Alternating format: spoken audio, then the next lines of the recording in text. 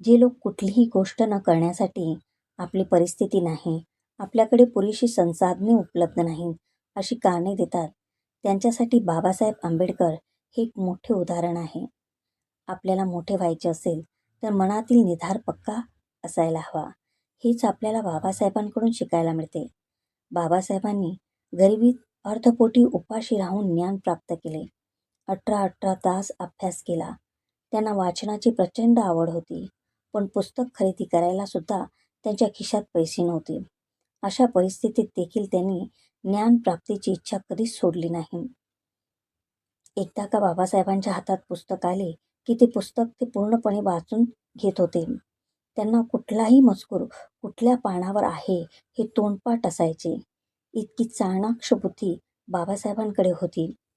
बाबासाहेब यांना आपल्या घरातील आर्थिक परिस्थितीची जाण होती, म्हणून एकदा हातात आलेले पुस्तक ते पुन्हा विकत घेऊ शकत नव्हते. याकरिता बाबासाहेब ते पुस्तक अशा पद्धतीने वाचून काढायचे की ते पुस्तक पुन्हा वाचण्यासाठी व विकत घेण्याची गरजच भासत नव्हती. त्यांची वाचनाविषयीची प्रचंड गोडी, प्रचंड तळमळ त्यांच्या मनात होती.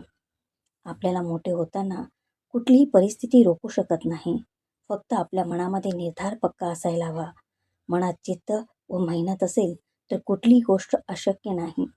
मनापासून केलेलं काम, कुठलेही कार्य आपल्याला यशाच्या मार्गावर नेल्याशिवाय राहणार नाही.